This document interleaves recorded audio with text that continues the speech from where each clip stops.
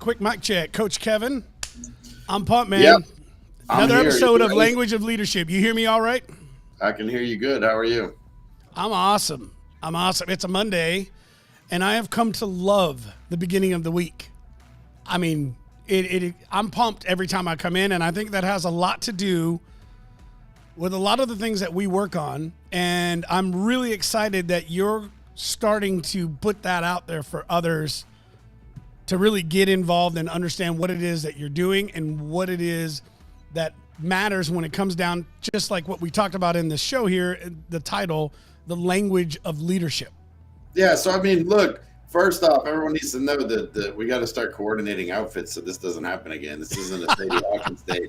This is the Language of Leadership, not Sadie Hawkins. Rigo neither asked me nor did I ask him to this podcast. This just happened. Here's the deal. Hey, but we're both bald, beautiful, and have the same shirt. It's right. I guess I got to get some headphones and a more interesting mic. But I'll one that actually works. So the thing is that we have routines that we've built, right? The fire starter is a routine that gets us into power every single day, right? We use the fire starter to get ourselves into power so that we can go and live our purpose every single day. As a leader, if you don't have a routine that gets you into power, you are not going to either lead very well or very long. Now, you may have developed these subconsciously. You may have done this on purpose or not. Here at Forge Legend, we have several routines that we can give you, in other words, for you to pick. But there are some basic caveats you're going to go through every single time. Now, that's not the purpose of this. But yeah, the thing that you said, Rick, was like, yeah, I'm starting to love the beginning of the week because I'm leaning into my routines and it gets me started. Truth is, I fucking hate the beginning of the week. I hate the middle of the week. Sometimes I love the middle of the week. Sometimes with routine, it doesn't matter how I feel about it. I just say, okay, I'm going to get myself spun up and I'm going to go because I'm a professional. I'm not an amateur. I'm not just doing this because I love it. I'm not just doing this when I feel it. I'm a pro. I'm going to show up. And in order to show up, I need to put myself in power. So I have certain routines that I go through to put me inside of that power so that I can go and execute on my purpose every single day. And that's what it's all about. So this showing up here for this podcast today, right now, Language of Leadership, it doesn't matter how I felt about it. It doesn't matter if I was excited. It doesn't matter if I was negative. Hey, I'm a pro. That's what I do. We go. Same with you in your life. Like, so many people are looking for motivation. They're looking for a way to feel great about going to work. Well, that doesn't necessarily matter. If you're a pro, you're going to go whether you feel good or not. How about get yourself into power so you can make a choice of what you're going to accomplish and then go do that, and know that when you say you're going to do something, you do it because you have many, many reps to prove that to yourself. That's what our process is here. That's what we are all about. That is not, however, the subject of this Language of Leadership today. We're going to talk a ton about mastery, but I've talked a lot. Rigo, I don't know if that sums up how you feel as well.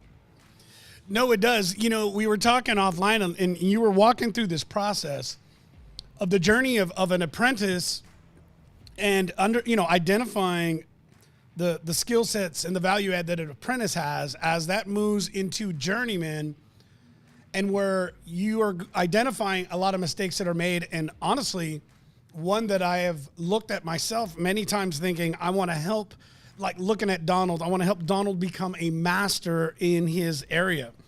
But what you identified here and what I'm guessing we're going to get more into is understanding the importance of actually diving into the journeyman of your organization, of strengthening the journey. Mastery first, before you give the punchline before the joke. Let's talk about what mastery is first, right? So master, like if you really look back to the word mastery, like I want to master, this is a continual layer of learning. Like mastery is about becoming a master of something, having enough knowledge to be able to really create competently at a very high level. It's almost, to the point of perfection, like seeking that perfection, knowing we're never going to get, being a master of something, right? But inside of our modern language, master has become this really weird word that has these weird connotations about ownership, has these the mastery we're talking about. We're saying, hey, I want to master my craft. I want to be a master in my craft. This comes from way back when there was an apprenticeship system. There was a system for becoming a master, right? If you wanted to have a certain craft, then you started as an apprentice. Apprentice comes from the French word apprendre, which just means to learn. right? I want to learn how to do. So today, like we have a lot of unions will still use this setup because it works really well. And the truth is, it's thousands of years old for a reason, because it works. So there's guys who want to learn the craft. They come in as an apprentice, they get paid less. Why? Because they don't know the craft. They come in and get paid less. Now we might call them more like an intern right now. Okay, so they're getting paid less because they're learning. They're making their chops. They're apprentices. Now an apprentice, once an apprentice was accomplished, like once he could reliably do the work, he would typically leave his first shop, right, and find another one to go to the next step of his journey, which was called a journeyman. Now, why would we go from apprentice, which means to learn, to journeyman? Well, because typically there was a journey involved, a physical relocation where I'm going to go work for another master. Now I'm proven, I'll be paid more because I'm a proven commodity. And they would literally travel from city to city or wherever that other master was and become a journeyman. Right now, it's a certain small percentage of journeymen became eventually masters of their own. But it's important to understand that there was only really one master per house. You didn't have 5 or 6 masters.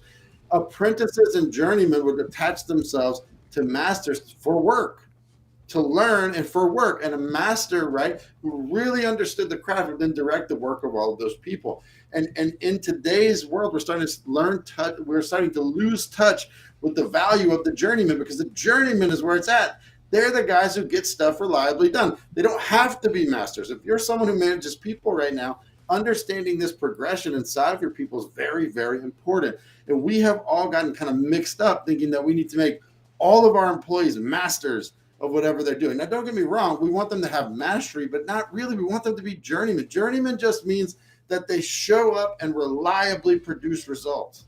They show up and reliably produce results. That is so important, because reliably producing 65% of the greatest in the world is how you're going to win in business, period. Like, that's how you're going to win, is reliably producing again and again and again. Is it great to be a master? Yes, absolutely. It's great to be a master, but you don't need a team of masters. And for whatever reason right now, I see a lot of managers, a lot of leaders, a lot of business owners trying to get this team of masters. Guess what's going to happen if you get a team of masters working with you? The whole damn thing is going to break up, because they're all going to start trying to build their own thing, because that's what masters do. Like, that's what they do. So understanding, hey, I have apprentice, we have journeyman, and I am the master, right? Not the master like I own things, it's just the master like I understand the vision of this full creation and can use the journeyman and apprentice to move that forward. This is a powerful way of thinking about leadership, right? There are people here that are here to learn this craft, and there are people here who are reliable at producing different pieces of this craft, although they may not have mastery to see the full thing, the full project scope. My role as the leader. So I got a question. Yeah. So when we're looking at this in terms of mastery, getting some good. Okay. When I'm looking at this in terms of assuming that the individual set of journeymen that are all trying to be the same level of multi-talented in the math side, right? Because can you really be a master of 5, 6, 7 different skill sets? Well, no, I mean, that's what's crazy, right? Like, can you master? No, depending on what skills we're talking about, depending on different pieces of your business, you yourself will be at different levels, right? You are going to be a master blacksmith and a master, I'll say electrician, although they didn't have those back then, but you're not going to be a master blacksmith and a master chef. There's not enough space in a lifetime. I mean, in reality, as a leader, you can be anything, but you're not going to be able to be everything.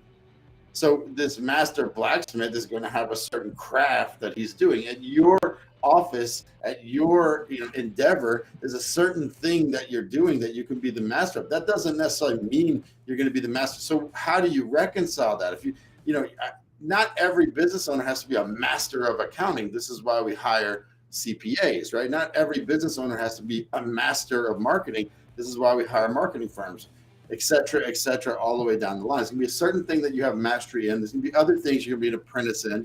Some of them you may just enjoy, like maybe you're just an apprentice painter because it's fun and it defrays stress on the weekends. That's great. But understanding this hierarchy of like apprentice, journeyman, master is so important, because we are not trying to go hire another master to do the thing for us. That's very rare unless you're very high, like at a very high level in business, then that's the right move. The vast majority of people, you're trying to find a journeyman and then give him your vision of where we're going. Like share that vision, lead that person forward as the master of whatever the endeavor is you're taking right now. I just think that when we start talking about efficiency and things, people start looking at efficiency like, well, these guys are 65 or 70% efficient. That's awesome. That's journeyman level. That is a reliable level of efficiency that we should be happy with and learn to manage as the master of any given project. And then we use apprentices who are maybe 25, 30% efficient, or maybe not efficient at all, they're just learning things, but they can lift shit, right? There's the architect who understands where all the brick goes. There's the bricklayers who are the journeymen just getting things done. And then there's the apprentice guys who are just bringing water and cement and other shit close to the guys who know what the hell they're doing. I'm not sure what's going on with the broadcast here. I kind of see you popping in and out. I'm going to go ahead and assume that we're having some kind of technical difficulty at the home office, and that's okay. So, I mean, for you as a leader, like I really would love for you to evaluate inside of yourself, like where have you achieved mastery? Where are you going? Because mastery doesn't mean the end of learning, the end of study. In fact, most masters are painfully aware of the things they don't know. If I was to take a group of people who've never shot a gun, a group of people who've shot a gun once or twice, a group of people who are reasonably, pretty good at shooting a gun, and then I take a group of sharpshooters who are experts, right? And they're all in the same audience. And I said, hey, there's deficiencies in your shooting game. All of them would be able to agree with that. In fact, the sharpshooting experts, the masters of the craft, would know more specifically where the shortcomings are in their game than anybody else. So mastery doesn't mean you've arrived, now tell everyone what to do. Mastery means you understand the craft, you have the vision of where we're going, and now, in theory, you can direct journeymen and apprentices to help get that overall vision where it needs to go, where you want it to go.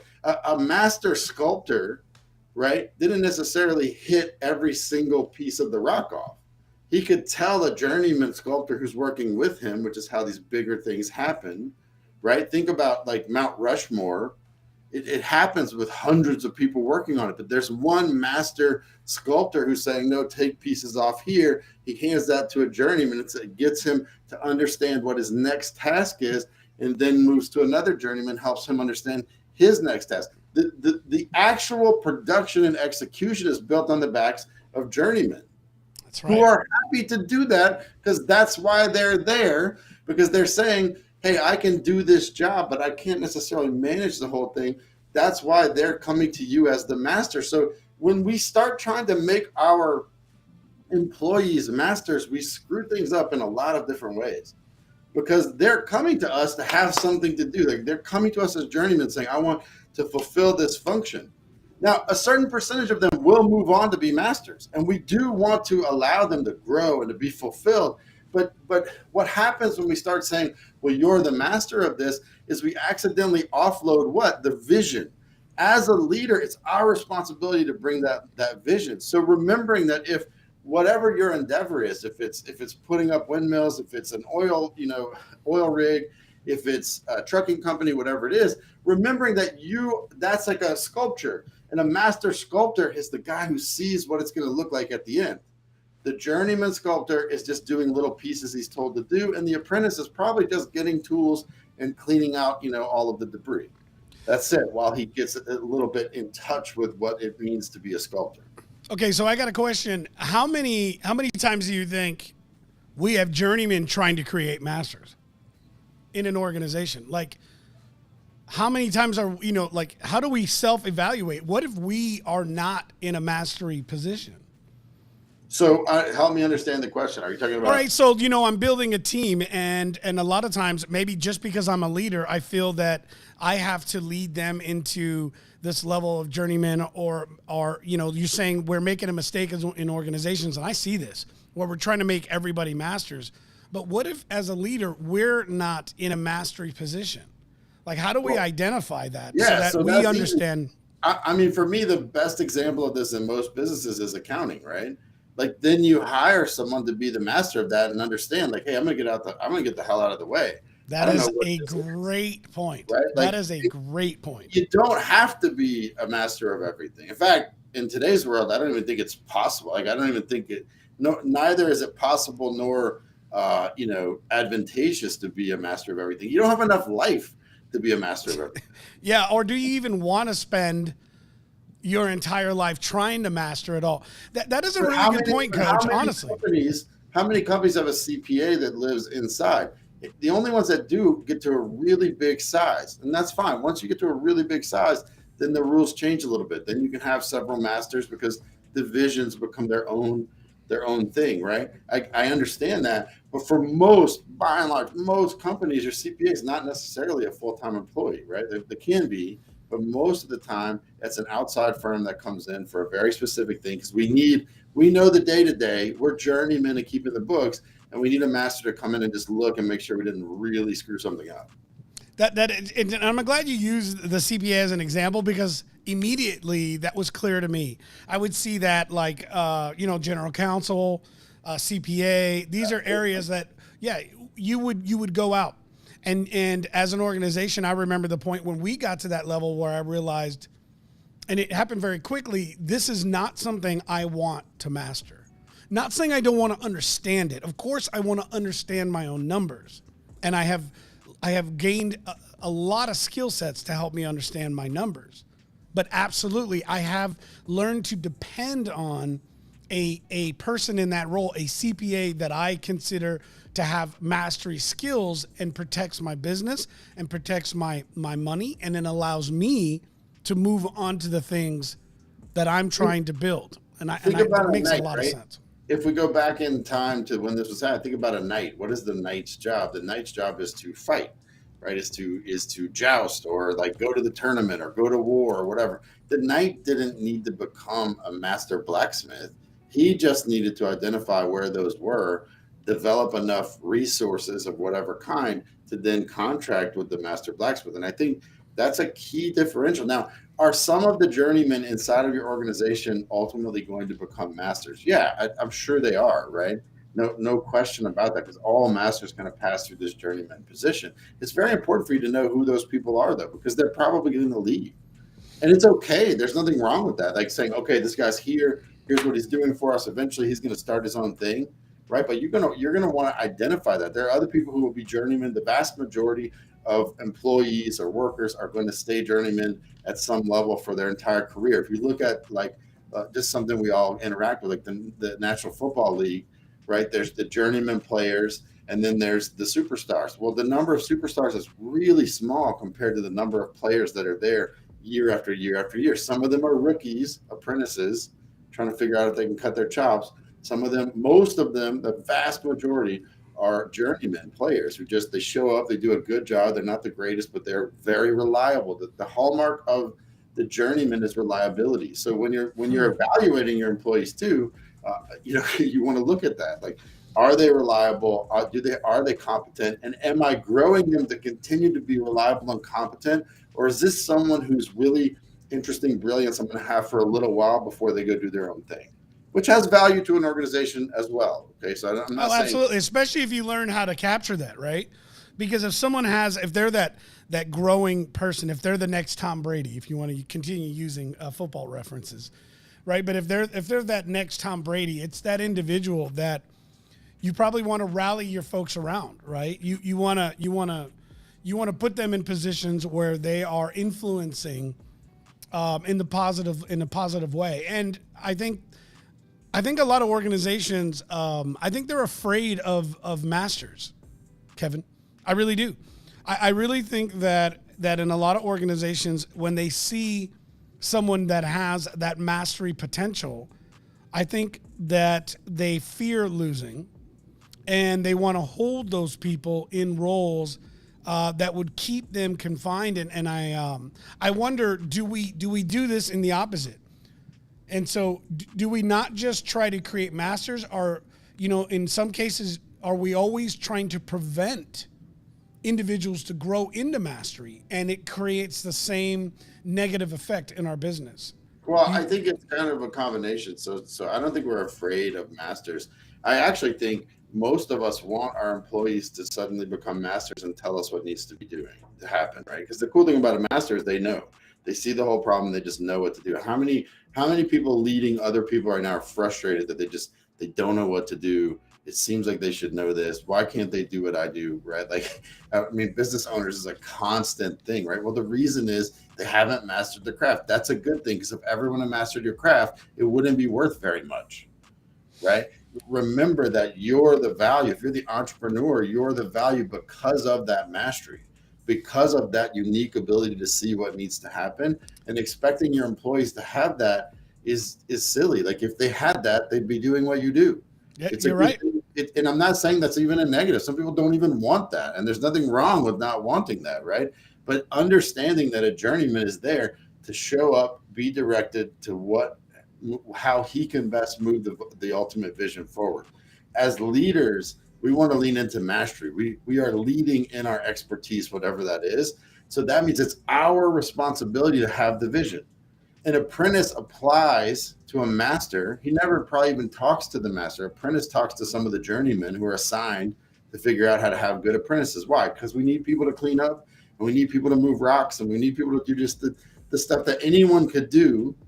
But then they start to build an awareness. The journeyman is there to really get shit done, right? It's the GSD as the title, the get shit done title, to execute on the vision. But the master is there to have the vision, to understand where we're going, to lead the entire endeavor.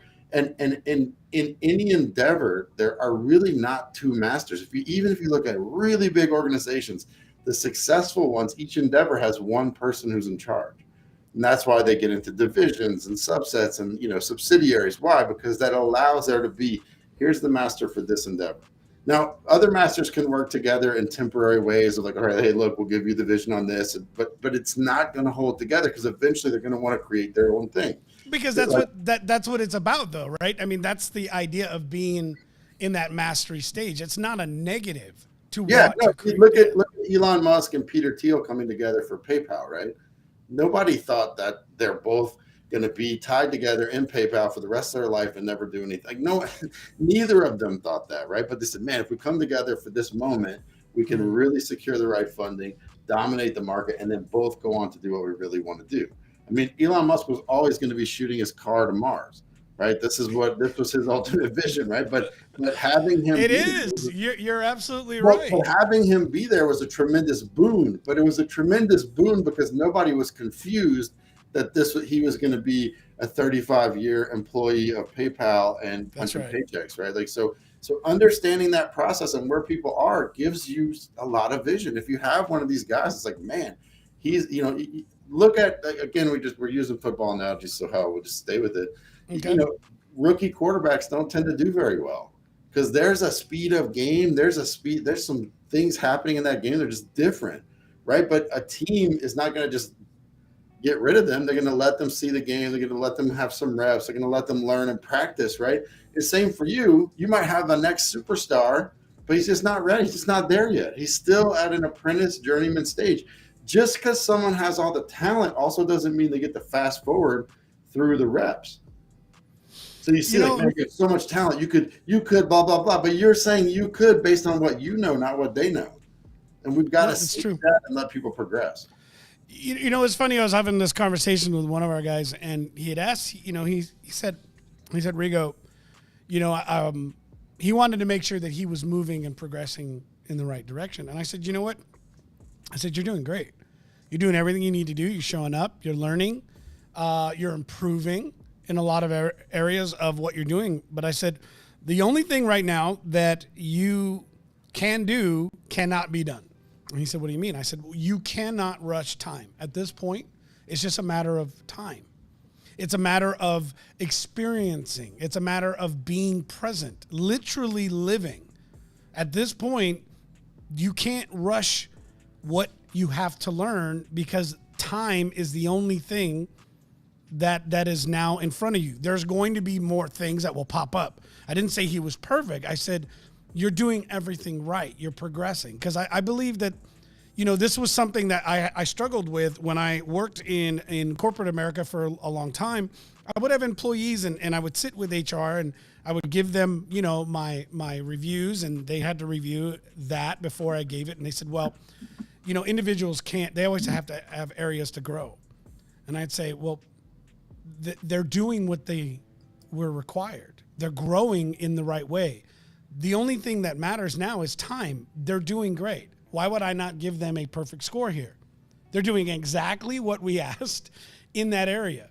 And I really would love your opinion on this, because if we're building Journeyman, I've worked years ago when I was an electrician building power plants before I got into renewable energy.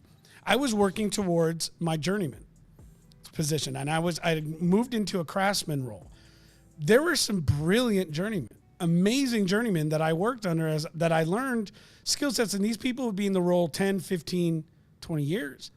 There really wasn't much more for them to learn, and they were phenomenal teachers, but they didn't want to move into that mastery. They could have been. They had the skill sets to do it.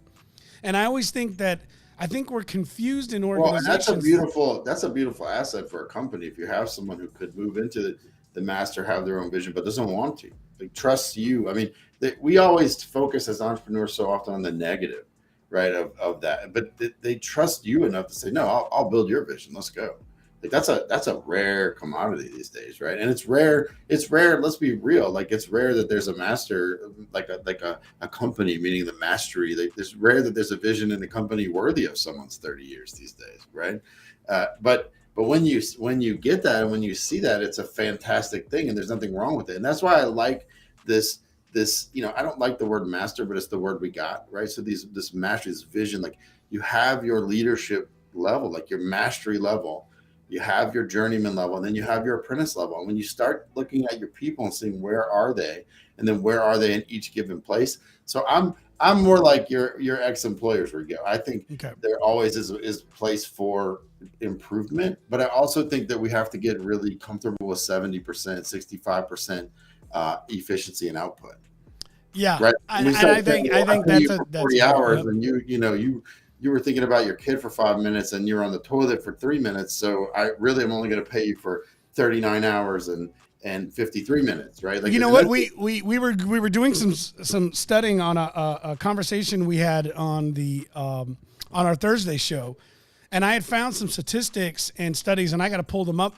But it's interesting that you brought this up. But some of the largest corporations and companies on the planet have already done the research to find that's exactly the number. That a top employee is 60% efficient. 60% efficient. And that's okay if they're plugged into a very clear vision, right? Like, think about, let's go all the way down the skill spectrum, like all the way to the bottom, right? Like, you show up, you're a 15-year-old kid who just got his work permit, and you're going to work at McDonald's. Like, I don't think people give McDonald's enough credit, right? Like, I agree. Imagine, like, their fries turn out pretty much the same all around the world. Like, all the time.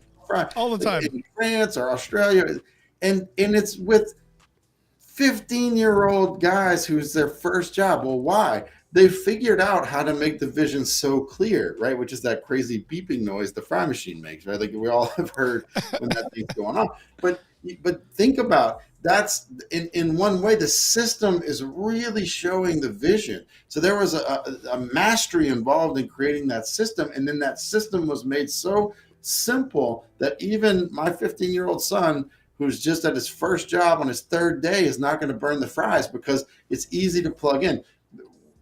It's simpler for us as the people at the top of organizations to focus on the 40% of work we're not getting than to focus on the amount of vision we're not giving to get what we want out of that 60% effective.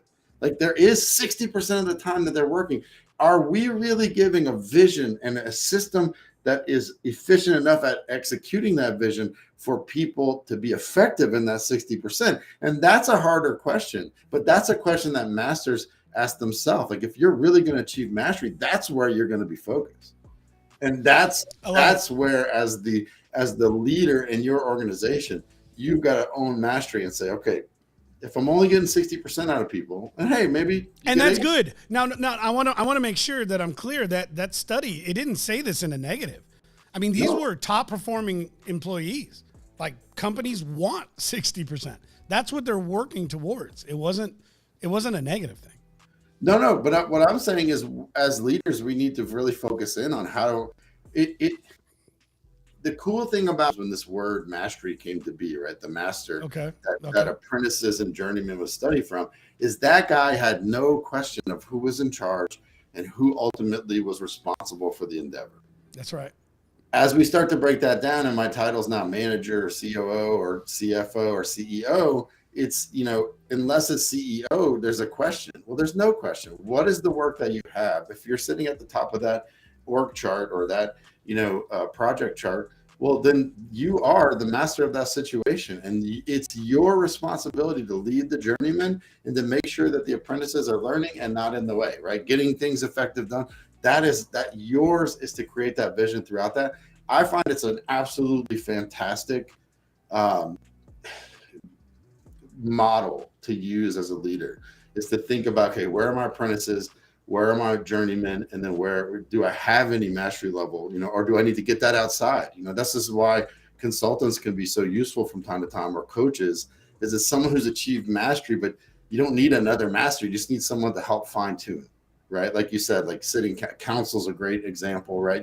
Even if you have a company that has sitting counsel, you may be doing a project that's like really specific. Very few companies are going to have like a legal counsel who's tuned to, DNA sequencing cases, right? But you're right. And then that's when they'll have to go contract or consult with a specialist in that area. I mean, that would be the same with doctors, right? You have your general practitioner and a foot, nose, and throat. I don't know why they always seem to be I don't know why foot, nose, and throat seem to be one doctor. But a foot, nose, and throat. Wait, ears, nose, and throat. There it is. Okay, that's probably why it doesn't make sense to me, because I'm saying it wrong.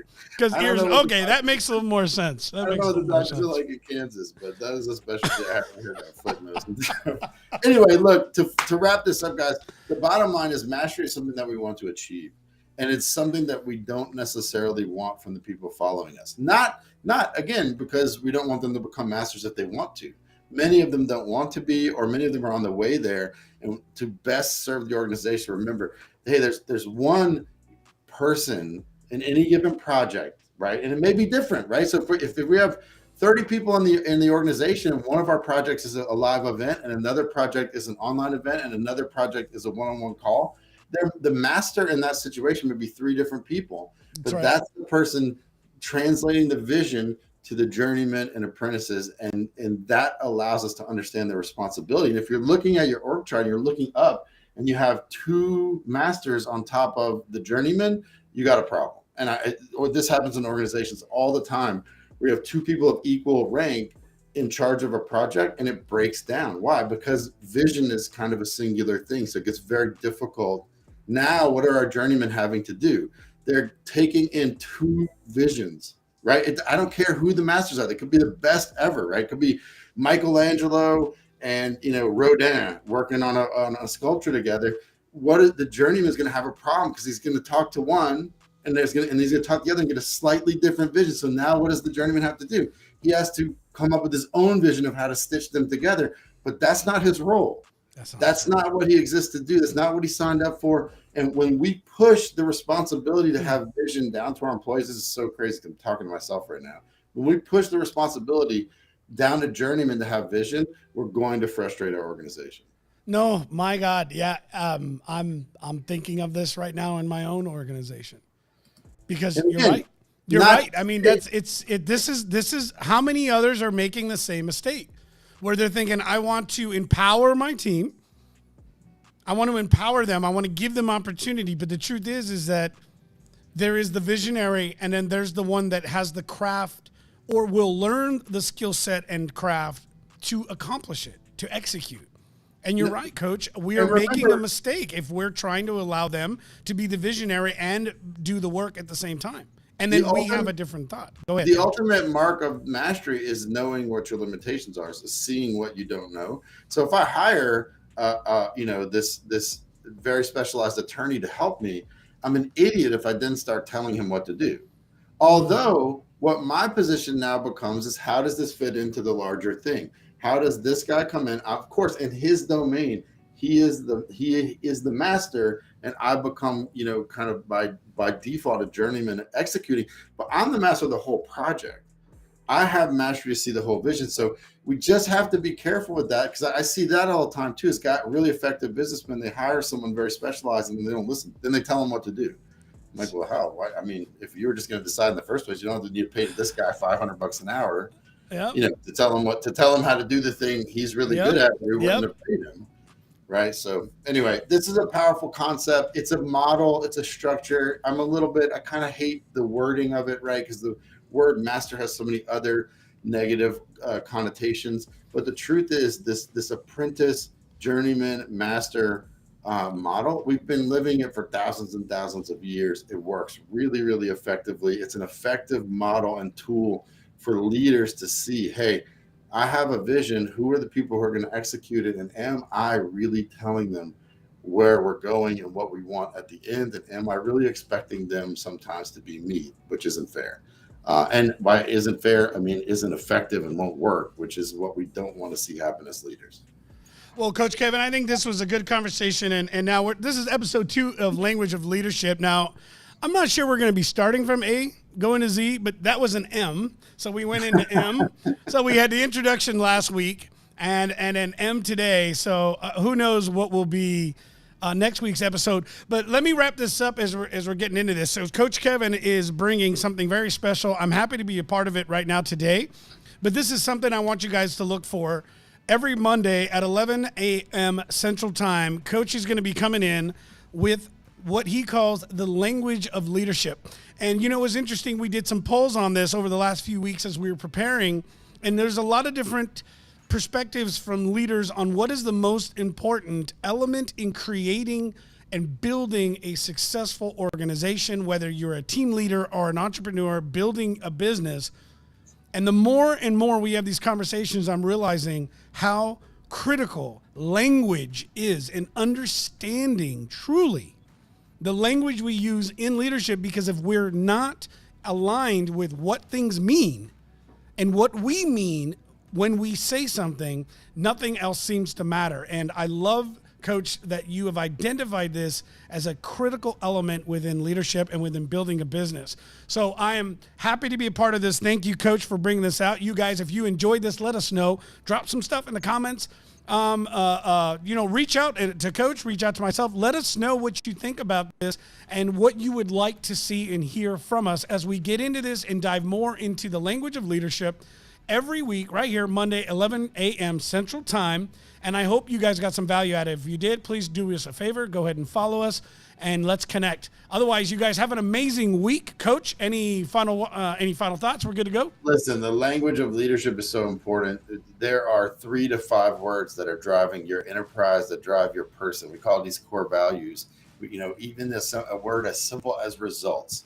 If the entire team doesn't have the same definition of results, you got a problem. So the purpose of this podcast, the purpose of this is to help people get on the same page about the language of leading, to get on the same page about the words that drive their enterprise, to help the people who work with them get on the same page so they can just produce results again and again and again at a higher and higher level. Fantastic. Awesome. Thank you, Coach. I appreciate it. You guys have a blessed week. We'll talk to you next Monday. See you later.